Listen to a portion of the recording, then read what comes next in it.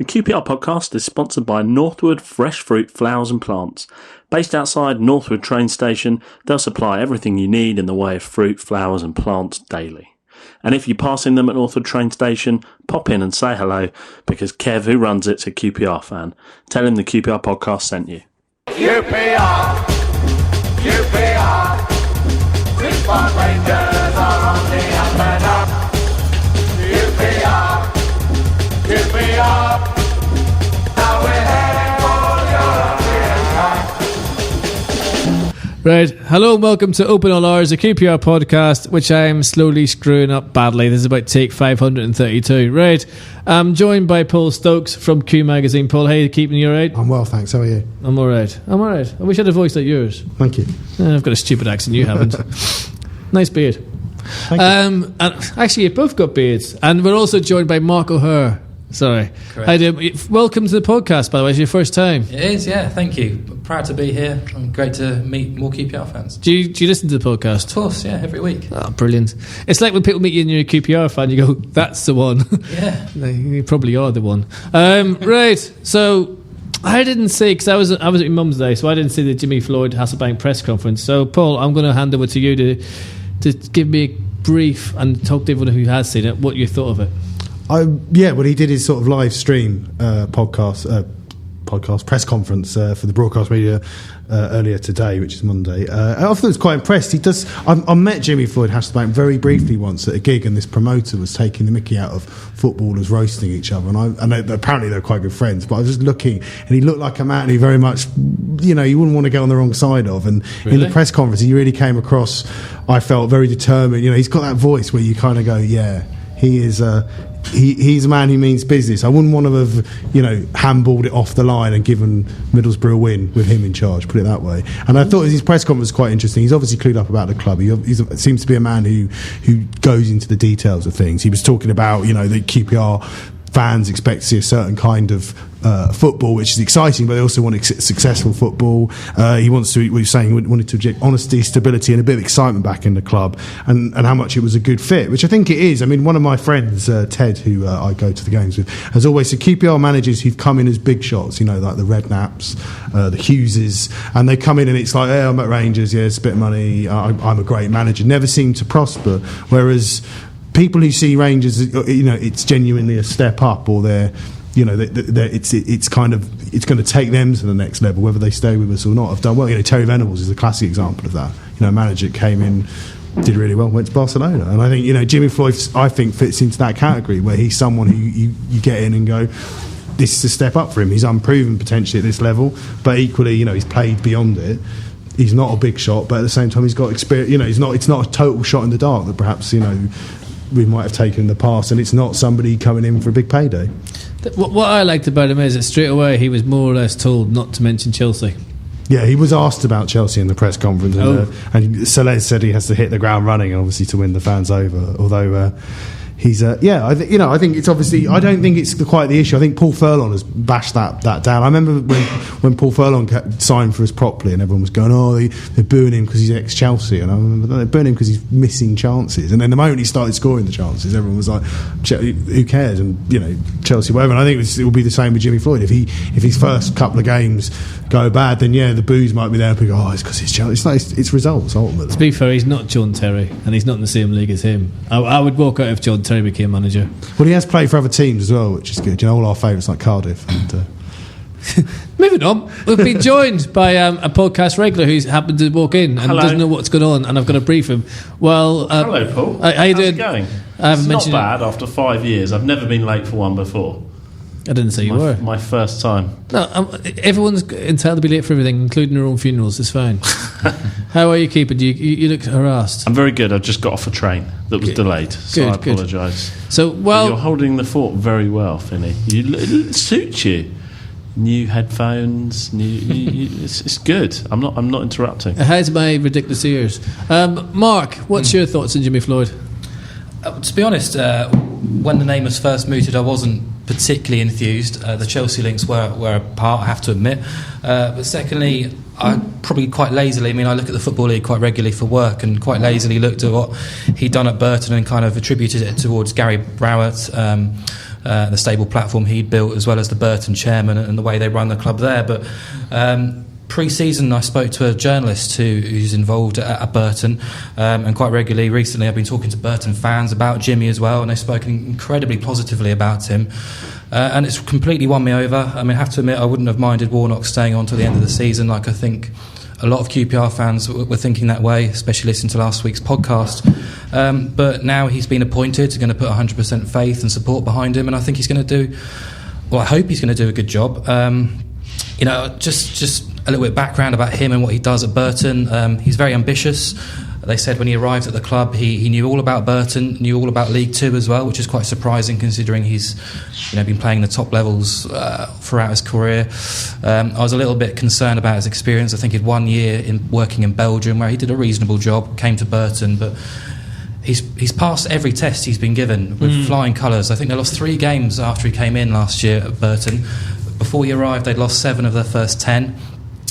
He likes to play a 4-2-3-1 formation, so quite similar to what we had at the start of the season, I guess, with Chris Ramsey, even though it's a bit of a whatever you want to call it, but 2 sort of holding midfielders, wingers, a player just in behind a central striker.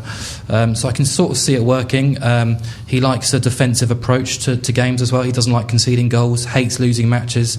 So we're not going to see too many 4-3s and 3-3s, but from what I hear as well, Burton do create a hell of a lot of chances. They're just not putting them away. They need a decent striker, and this all kind of sounds quite familiar. Shall I? I'm going to play devil's advocate here. So first of all, that'd be a first. I think it's a great appointment. I really like the appointment. Up and coming manager has not a very long apprenticeship, but has done an apprenticeship, if you like, in the lower divisions. I'm all for it, right?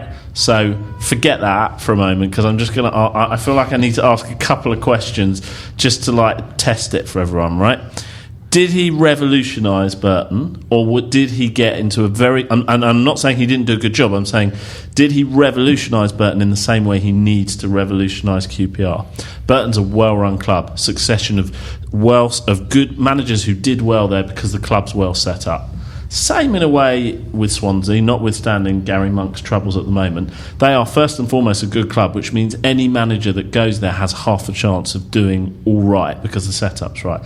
Same at Burton, because they had Gary Rowett and Nigel Clough before him, and I think there was probably actually one or two in between. Pesky Salido. Okay, well, he's not in management at the moment. But you get what I'm saying. There are these clubs that are extremely well run and so set managers up for success. Arguably, QPR doesn't set any manager that's coming in the last few years up for success. I think he'd ruin anyone. Well, that's what I'm kind of getting at. Are we in? Is there a risk that will? Job for him. It's a huge job, isn't it? And it's a different job. This is a massive role. And also, it should be said, at Burton, he was the manager. He brought the players in himself. He sold the players. He was in charge of contracts. That's not going to be the case here. That he's in charge of coaching the team at QPR. If what we're led to believe is true. Whether his coaching ability is up to scratch is out for question, I guess. But what I enjoyed hearing from Burton is the fact he completely immersed himself in the club, in the community, in the youth team. Of course, he's ambitious. He never said when he took the Burton job he wasn't ambitious. He sees QPR as a stepping stone to go to let's say a top 4, top 8 club in the Premier League, and he needs this to work for himself. And I know we can look back at Redknapp was lazy and whatever else. We don't need to go into that. But this is a guy on the up. He needs this to work for him. If this doesn't work for him, it's going to look worse on him than it is on us, put it that way. I think the pressure, though, really, in terms of sorting the club out, has to fall on Selez, doesn't it? I mean, he spoke today about how he he reiterated his whole thing about we haven't brought local players through. Raheem Sterling was at the club and never played for the team. And I think what's interesting there's obviously been a power struggle. Neil Warnock, clearly looking in from the outside, does not look like he was anything to do with Chris Ramsey or Les Ferdinand's appointment. Warnock obviously was angling for some sort of overall role, some sort of overseeing job, but at the end of it, he's gone. So Ferdinand has obviously won that battle. And if you look at the players that were bought in the summer, I would say bar one obvious loan signing. Pretty much all those players were Chris Ramsey and Ferdinand working together pretty much and bringing in. I think that's obviously a relationship that Jimmy Floyd can work with Soles, because obviously they're players of a similar era, not quite the same but very similar era, so there'll be a lot in common. I think the real pressure though is on in terms of getting the club and making sure there is a platform that you, like you're talking about, that was at Burton, it falls on Les Ferdinand, so that we don't have, because what we've gone from is a position where we had a 4-year plan to a 4-month plan. We now have to have, now we've killed that plan off, the next plan has to have some longevity to it. I think that the problem. You've said that a few times on this podcast. Yeah, but it always gets shorter. What I find bizarre about Rangers game plan is just it seems to be Rangers' ability to keep making the same mistakes in terms of signing the overpriced players, and then we don't want to do it, we've changed our mind too short, and it just seems the time periods get shorter and shorter and shorter. It's just, I think this time now, this is where I think Les Ferdinand will earn his stripes if he comes in and says, right, I've got control of the club back, we're back on my vision, Warnock's out of the picture, we're going to build the club so that whoever the manager is, whether Jimmy goes off to manage Chelsea or whatever in a year's time, whoever comes in can do it. Did you just say that? Yeah, it could happen. It's a short commute for him, apparently. He did say, you told me he said in the press conference, he did say the chosen one, didn't he? Or something. He inadvertently said, I'm really happy to be the chosen one, which obviously the BBC and a few other places have jumped on, so he is. But the thing is, like, the way I look at it... You know what, though? If you're not going to be the special one, the chosen one sounds all right, doesn't it? Without boring everyone I would be the winning who's one. listening to this, and also given I didn't hear the first 10 minutes of the podcast... It was great. I Best have podcast not ever. been around today at all, so I have no idea what was said in the press conference. Give me like a 15-second summary. He's your man. They introduced a new manager. Yeah. He's called Jimmy Floyd Hasselbaink. Oh, right. And he's going to look after the club. That's all good. The thing is, what worries me is not. I personally think the club had a great idea of building from youth, bringing Ramsey in, bringing Les in, having a picture of what we're going to do, getting rid of all the mercenaries, sort of this out. And then someone said, oh, by the way, if we go up, have you seen how much money's in the Premier League next season? They've looked at the debt. But also they've stuck with a bunch of players they thought were lucky to keep, whatever way you want to look at it, with a bunch of players they thought were going to go. And we've almost got Jimmy Floyd Hasselbaink is like a kind of reverse version of Chris Ramsey. With Chris Ramsey's come in and he's like, they're all going, so you make all these promises, you bring in these exciting new players who, as Les said in the press conference today, we expect to come good next season, and then we're judged to be surplus to requirements by the caretaker. You've now got a position where Jimmy Floyd Hasselbaink could go on and have an amazing Christmas, win the next 5 or 6 games, and a desperate, Newcastle, Villa or something suddenly goes, we'll give you 15 million for Austin, we'll take Fur off your hands, go on, chuck Phillips in for the deal, and you might have then the switch situation where actually, no, you've got to consolidate now because we couldn't turn those sales down. We talk about plans and everything, and I think this really does frustrate me. I think we need to write this season off, but we need to realise that the top 5 in the Championship are, at the moment, cut above the rest of this league, so we're basically playing for one playoff position, and at the moment I think so. I don't think it's a great league. Bar Brighton, no, but I think the 5 teams, I agree, Derby and Middlesbrough squads are a level below everyone else. Okay. Burnley, they've got consistency in what Sean Dyche is doing. Everyone knows their jobs, they're going to be up there. Who's the other one? There's Brighton, of course, who are growing great guns, and you can't see that stopping anytime soon. Middlesbrough were poor against us, but generally a good team. Until they come to Loftus Road on Tuesday night. I mean, the other thing as well is we've come off. I mean, this is to the commentary post the Reading game on Sky. But I mean, we've been so bad the last few games. Yeah, we've won, but I mean, not convincingly. I don't think so. This idea we could have beaten Middlesbrough, they're rubbish. This idea that we were great against Reading and deserved the win.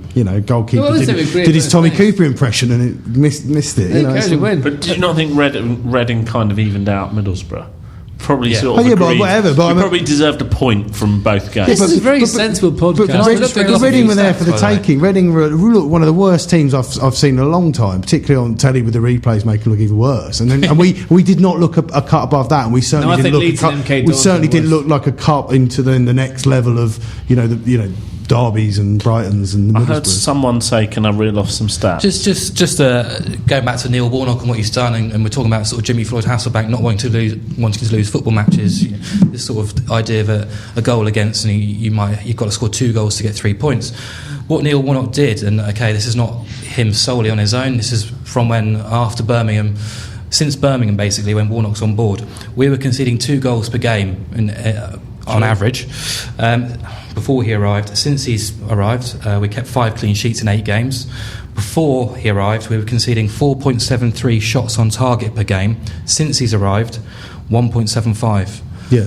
Which is absolutely exceptional. That's by It's far not really and away though, is the it? best. Because if you look in the at league. what he did, really was just he dumped all the players he bought in the summer, went back to playing a bunch of old lags with no future in the It was club. organisation. But you kind of go. Ramsey had his hands tied behind his back because if he'd done that tactics, which he could easily have done, all those players he bought in the summer, when at Christmas the other lot get sold on, would have gone. I'm not playing for you because you've betrayed me. Warnock has no commitment to them. He didn't make him any promises. Didn't put his arm around and get him to sign for the club. He's discarded them and gone. That's fine.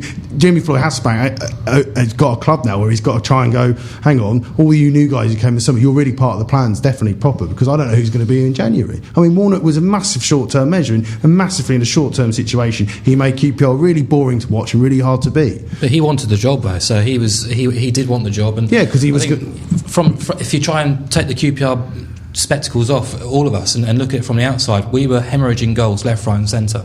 So all that team needed. It's a good team at the end of the day. We're not world beaters, but it's a good championship team. It needed organisation, defensive organisation to begin with. To concede 2 goals per game on average is absolutely embarrassing for a team who's supposedly got aspirations for a top 6 position. So to come in and do that, and just to put it in perspective, that 1.75 shots on target per game faced on average, or however you want to say it, Preston are currently top of that table, and they're conceding on average three shots on target per game. So that's giving you an idea of just what he's done defensively. And you know, we've played some good teams in that run of fixtures. We talk about Middlesbrough, we talk about Derby. Reading are a good team. Okay, Reading are in a bad spot right now, and you know that's not our problem. We've gone there and taken 3 points, but you know, Preston are always going to come to Loftus Road and defend. Leeds aren't as bad a team as they showed at Loftus Road. So you know, I think there's green shoots, but at the same time, I don't want to be shouting from the rooftops and saying we're a top 6 contenders, because I don't think we are this season, and I don't want us to be, because I want the fans to sort of keep the feet on the ground and think about next season. Was anything said about what his remit is? Is his remit this season to get us up? To challenge. This is the actual word. It was to challenge, and they said to him, "What do you want to do?" And he said, "I want to challenge." Challenge what? Challenge promotion. what? For promotion. I'm just playing the daft. Yeah, I Irish mean, man. they're I did that hedging quite their well. bets. to there, challenge right? for promotion. So it was a real sort of sense of like, you know, I would have thought challenge the players would be a better way of looking at it, because he needs to challenge them to bring themselves out. I think we're underperforming. oh, he said he's got a lot of work to do. He kept Yeah. stressing the amount of work he's got to do with the squad, and I think he's got, he sort of said there's a role here, everyone can get involved, but I think there was that real sense of like he has to be challenged. We have to look to be going up, which I wouldn't mind if that was the plan all along, but the plan was very statedly, you know, see how it goes, what's happened, and then by accidentally not being able to sell players for whatever reason, that our thing changes in an Instagram message. I don't know. I really feel. I still think you look at what, you know, what Chris Ramsey started with and the team he had to play, and you know, managing man management. I think to compare, you know, statistically with Warnock, where obviously he knew he was on a short-term thing. It was a power struggle with Sir Les, it seems, from the outside, and I think, you know, you can't just change it. And like you say, all the teams we played who were supposedly good in that run played poorly, I thought, you know, so he got lucky, which you know that's how you get up. He was lucky that Del Tarab didn't get injured the season we got promoted. Well, a bit more than that. We did play some damn good football. Yeah, because of one player. From a solid base as well, which is what he tried to do in the sort of 6 to 8 games he had. I'll give you a stat. This managerial appointment, is the first time in 12 appointments that the QPR manager has been taken from another job. So the last 11, of permanent managers, the last 11 before Hasselbaink were out of work, or not in a manager's job. Basically, they may have been coaching somewhere else. But go the back. last one who was in a permanent job, Neil Warnock. Ian Holloway. Oh. Ian Holloway, because Neil Warnock had. Who was at Palace, wasn't he? We got Holloway was the last manager. No, wasn't But Neil Warnock had the last manager about to be out from the whole No, Palace they thing. went mental. I mean, No. Because when we went to the away game when he was in charge, where we scored, right, he sort of put the full stop on that season to keep us up. They were absolutely spitting blood. He was in charge. Yeah, I think he was. I think that stat doesn't work. Yeah. I think there was 1 in 12. Yeah. So I actually think that of the last 12, it said only Warnock and Holloway that have been in the job. But the one thing, Anyway. I will say about Warnock, I don't care what anyone says, he gave us a brilliant day, a brilliant season. That season, Derby and Leicester, them sort of games, the Cardiff games, and the Cardiff away games. He knew what he was doing. It might not have been spectacular. It might not be but I think Brazilian. when he did it that time, it was brilliant, and I completely love him for Don't doing forget, I think one of- that. But I do think when he came back in, I think.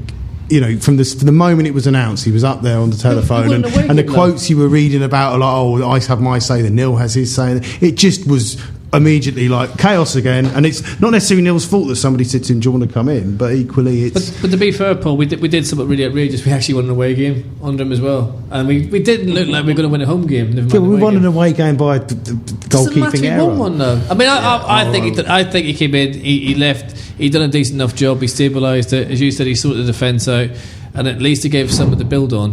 Whereas, in all fairness, we were a shambles at the back. There's no way denying that. The Brentford match just proved it. That was just embarrassing. To stand there and watch that was just horrible because Brentford didn't even try that well. So I think he's done well. We should thank him for what he's done for the club, and he should always be welcome to this podcast if you're listening, Neil. And nice to nick a win at Reading. Neil. Yeah, we're going to try and get hold of Mark Bircham now for a week chat. Have we come out of the hat yet? We haven't. I'm looking at the FA Cup draw, which is going to be completely pointless storytelling if you're listening to this podcast tomorrow morning. But we're going to do it anyway, and we're going to react to the FA Cup draw as we're talking. By the way, you've got a quick story about Cesar that you were telling me in the pub. Just tell that one quickly while I try it's and just get from Bircham. Michael Calvin's book on the volcano, I think it's called, where he goes around talking to various managers and talks about life, in the manager's hot seat. And he's talking, this is Sean Derry when he's at Notts County, and the difference between Notts County in League One fighting relegation and Queen's Park Rangers at the time. And he said he's a stickler for time. He's always into training half an hour too early, if anything, just to be there. And one morning he was about 45 minutes late, and he sort of came into the changing room, apologised to the team and the coaches. He said, "This won't happen again, I'm so sorry." And Julio Cesar asked him where he lived. He said, "I come from Kent," and Julio Cesar didn't really know where that was. So he said it's about a 2-hour drive to get into work. And completely seriously, he turned to him and said, "Why didn't you get a helicopter?" And so Sean Derry sort of looked at him, laughed a little bit, didn't really know how to react to this, and said to Clint Hill, "Hey Clint, I just need to get a helicopter in from Kent to work every day." And Clint said, "All right." And Cesar turned to him and said, "Yeah, they're only $100,000. Excellent. Am I making this up? Didn't Sean Derry go everywhere by public transport as well? Doesn't he love the train? So what an anathema to him. Sean Derry has been on this podcast, and he turned up in a not. I was going to sound mean. He turned up in a motor that was all right. Yeah. Put it that way. But doesn't he It's one like of those the train? nice- Isn't he one of these people who likes travelling by train? I don't know. Joey Barton, we're name dropping now. Joey Barton, when he came in, did come on the tube. So I don't know what that tells us. But yeah, Sean Derry, Parking might have changed. lovely guy, drives a Range Rover, and I think we're now going to Mark Bircham. No, he's ringing. The transatlantic callers. He's not there. What should we do? He is He's not there. He's having a meal, and he did say it was a bit tricky because if he finishes dessert, he'd speak to us if he hadn't. But it did make me laugh. Did anyone see his So exchange? no interview tonight. Sorry No. about that, folks. Well, interview you. That's How happened was your once. train ride? My train ride was all right. Good. It was all right. Did you Thanks. Do you want to know any more about No, it? no. The Wi-Fi wasn't working. First world problems. Oh, terrible. The Shocking. man opposite me shoved his feet into me, didn't leave any space. What else do you want to know? Toilets were flooded. Sounds like Loftus Road. Sounds like Carlisle. But the funny thing is, he was having a wee bit of a laugh with Jason Cundy on Twitter. Did you see that, Bircham? And that was quite funny. I mean, there's no way about it. I mean, Birch is one of our own. He's quite. I mean, Jason Cundy just couldn't handle it over. It's quite funny. Has anyone seen that YouTube thing of the Chelsea fan having a complete meltdown about the fact they lost to Bournemouth? He just couldn't handle it. No. And they interviewed someone who thought it was a cup match. We've just come out of the hat. Go on. I'm trying to think what clues I can give you. We're away Right. at a fellow Championship team. East Midlands based, plays in red. Forest. Nottingham Forest. We never won there. Great. For fuck's sake. Well, that's the glamour What of do the we club, think? isn't it? Away duplicate Notts Forest. picture. What do we reckon? Focus on Everton are at promotion. home to Dagenham and Redbridge or Whitehawk. Right, stop now. Who have Forest. Eastleigh got? Who have Eastleigh got? I think they're the only Don't know. guaranteed non-league team, isn't it? What do you reckon? What do you reckon? Forest away. We've never won there. Obviously, it's just one of those draws, isn't it? It's See, like it's Everyone just just a took a meh. collective. Like you want a kind of exciting draw, either home or away. But you want something interesting. We could win it, could lose it. Won't be on telly. It's not. That will sort of just be in the almost classifieds of the results. Whatever happens. There's a curse on us at the City Ground. We need to get someone to go and piss in four corners of the pitch like Barry Fry did at Birmingham and try and rid ourselves. Because You'll save it for the league, though, wouldn't you? I'd take either. I just want to win there. I don't care if it's the League Cup, the Simod Cup, bring it back. We'll try to go with that. Full Members Cup, we'll have a go with that. Anything, just win there. I've seen too many Eastleigh are at hammers. home to Bolton. There's just nothing to talk about with that draw. No, it would be nice. Forest away, is there? It'd be nice to play, like, go somewhere that's a small team, a bit terracey and all that. It's just Forest away. It's a duplicate fixture. We still got Terrace in the Fulham. Oh hey, sorry, terrible joke. No. I'd have liked someone like Newport, somewhere different. We haven't been before. Somewhere you go there, different country. You mean since Bit- August? Yeah, the friendly. We haven't Yeah. been. No, but sometimes that works. So when you play someone in friendly, you do actually get them the FA Cup, which is anyway. So there you go. We got Forest away. So that's 5 minutes of podcast. Is now dead. They'll never get back again. We've Ever. just completely cut out 10, 15 minutes of podcast. No Mark Bircham and a I thought we did well to boring cover FA it. Cup draw. Do you know I was there for Nigel Clough's fastest ever hat trick? That was a nightmare. I was there when we Adidas got his leg broken in the League Cup game as well. That was just horrible. In fact, I don't ever remember going there and not really. Actually, it's always been horrible at City, isn't it? Jesus. I suppose we'll go straight on to the R's End then, won't we? Yeah. God, he comes off a train and starts running the place Sorry, again. Paul. No, it's all right. Just you give me the hat. After You give me the magic hat. You take it off me. Go on. No, it's all right. So we'll do the R's in the show then, Mark. I go first, shall I? I'm just trying to get our next 6 fixtures up because I know the next 6 fixtures are actually really, really difficult, and I think it'll be quite interesting to see where we are after those 6 fixtures. Runs up to Huddersfield, Ipswich, Blackburn around sort of Christmas, New Year time. Brighton. Brighton's coming up as well. They're a tricky 6 fixtures, put it that way. Here we go. Burnley at home on Saturday, Brighton at home on the Tuesday, Bristol City away on the 19th, Ipswich away Boxing Day, Huddersfield at home, and I believe it's Blackburn as well. What about Hull's, wasn't it? Hull on New Year's Day? Is it? I think so. I've only got up to the 28th. Hull is quiet on New Year's Day. Yeah. Eh? Well done. That was rubbish. you wasn't too, it? Yeah, okay. I'll just have a Is little, that a song lyric? It's a U2 reference. It's a song by U2. All is quiet on New Year's Day. So Hull is. Oh, okay. Carry on. I just want to have a little whinge actually because Oh, go on. it's Go not on. actually We about, like a whinge. It's not about our club, but I Oh. just think it's just a disgrace to be honest. I went into the box office while I'm in Shepherd's Bush today to get my Boxing Day tickets to Ipswich. I don't get to see Rangers play too often on Saturdays through work, so Boxing Day I thought I'll go to Ipswich, and I was offered 2 prices for my ticket. The second one was £32.50, which I took. The first one was £37.50 No. for an adult ticket to Ipswich away. And I actually had to ask again if that was the correct price. Are you kidding me? We're talking about a championship club who's not been in the Premier League for 10 years?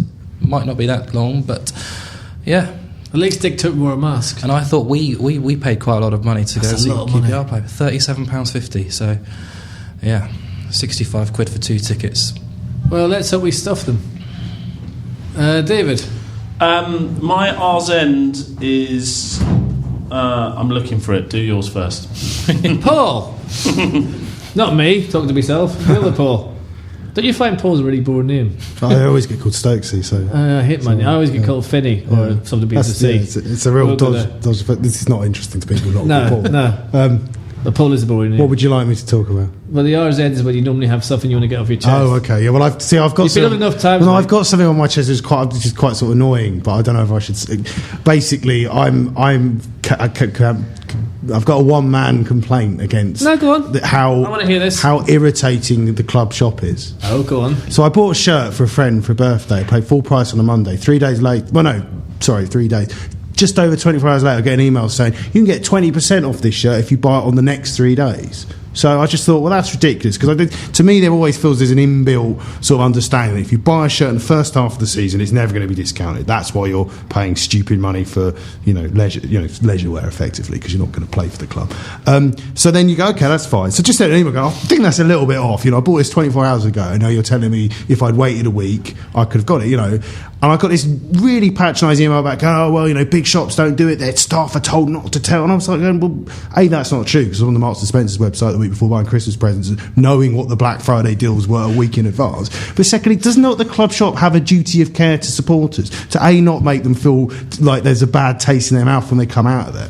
I thought that was really bad. And secondly, the whole thing of comparing yourself to a high street. I can't take that shirt back because I had a name printed on the back and say, all right, I'll take it back, buy it cheap, nice one, see you later. You've kind of got me over a barrel there. So this is a proper rant, actually.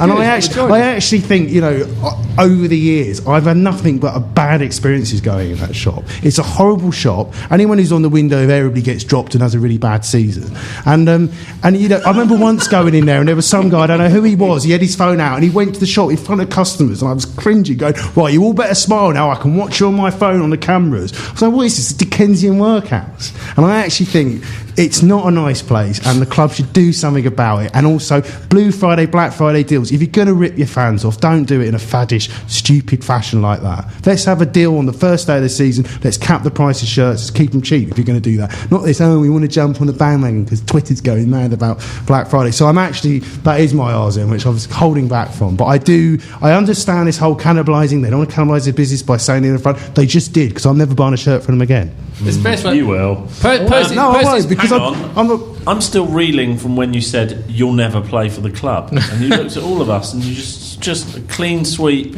complete generalisation. Where if you buy leisure wear, you'll never play for the club.